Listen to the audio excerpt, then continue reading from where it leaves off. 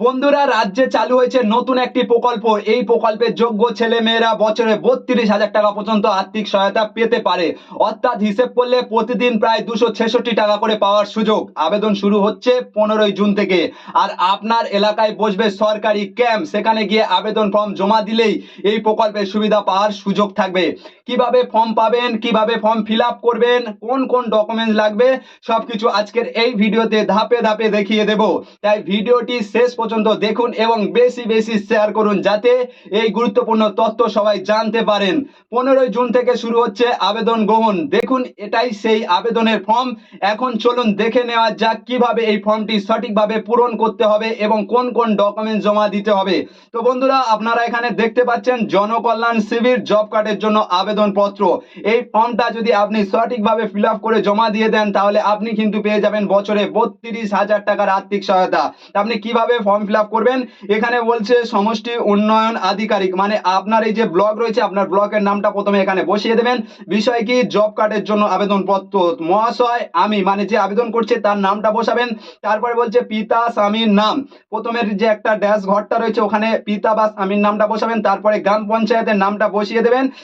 গ্রাম পঞ্চায়েতের স্থায়ী বাসিন্দা ও ভারতবর্ষের নাগরিক। আমার পরিবারের কোনো জব কার্ড নেই, ছিল জব কার্ড ডিলেট হয়ে গেছে, যেটি প্রযোজ্য নয়, কেটে দিন। অর্থাৎ প্রথমে বলে দিই, এটা যদি আপনার পরিবারে কারো জব কার্ড না থেকে থাকে বা আপনার জব কার্ড না থাকে, প্রথম থেকে জব কার্ড নেই, তাহলে আপনি এখানে টিক মারবেন, পাশেরটা এরকম ভাবে কেটে দেবেন। আর যদি আপনার ছিল জব কার্ড থেকে নাম বাদ গেছে, ডিলেট হয়ে গেছে, সেক্ষেত্রে আপনি দ্বিতীয়টাই টিক মারবেন, প্রথমেরটা কেটে দেবেন।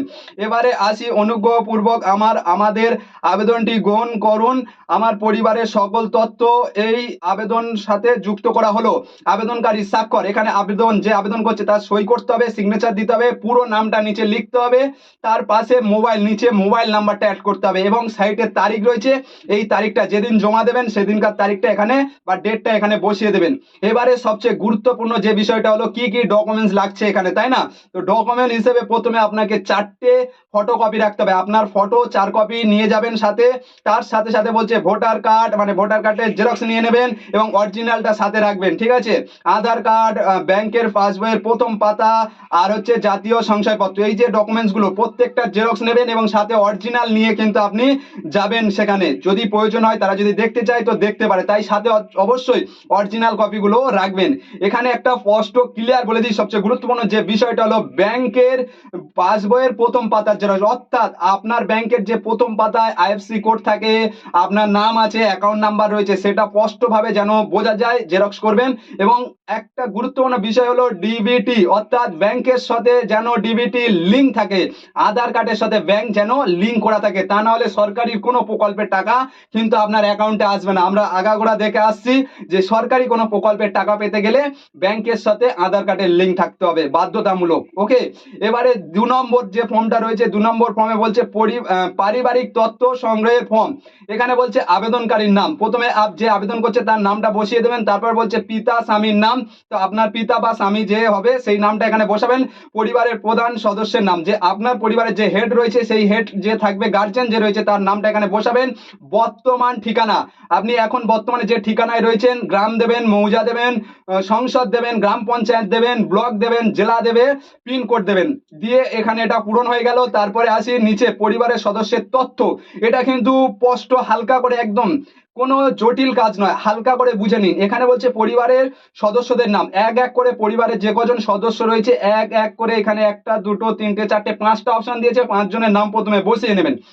বসানোর পরে প্রথমে যে নামটা বসাচ্ছেন, আপনার বাড়ির যে হেড তার নামের তার জন্ম তারিখটা বসিয়ে দেবেন। তারপরে বলছে লিঙ্গ হিসেবে পুরুষ না স্ত্রী না অন্যান্য যেটা থাকবে সেটা বসাবেন। তারপরে হচ্ছে এসসি এসটি ওবিসি জেনারেল যেটা আপনাদের হবে সেটা এখানটায় লিখে দেবেন, ঠিক আছে? লিখে দেবেন। তার ভোটার কার্ডের পুরো নম্বরটা তারপরে ঘরটায় বসাতে হবে। তারপরে আধার কার্ডের নাম্বার দিতে হবে।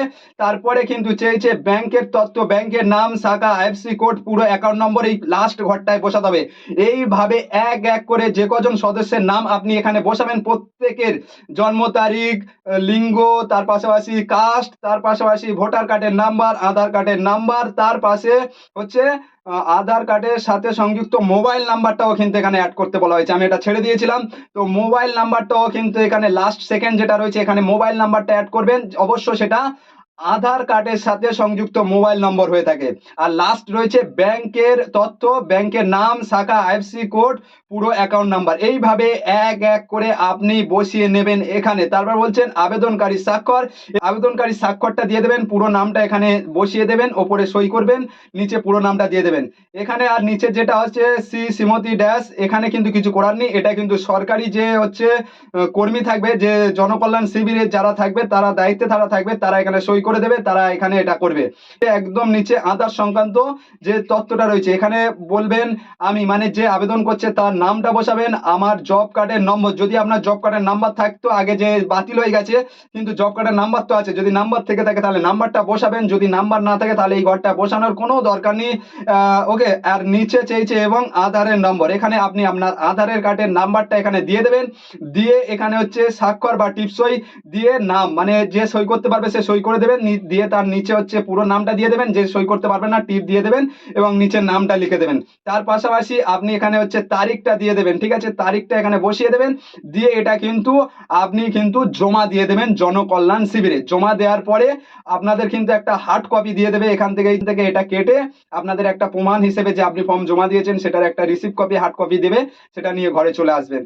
এই ছিল আজকের ভিডিওর মূল গুরুত্বপূর্ণ বিষয়। ভিডিওটি যদি ভালো লেগে থাকে তাহলে অবশ্যই একটি লাইক করবেন, আপনার বন্ধু ও পরিবারের সঙ্গে শেয়ার করবেন। আর এমন গুরুত্বপূর্ণ খবর, জনস্বার্থের প্রতিবেদন এবং বাংলার প্রতিদিনের আপডেট সবার আগে পেতে আমাদের পাশে থাকুন। সবাই ভালো থাকুন, সুস্থ থাকুন, ধন্যবাদ।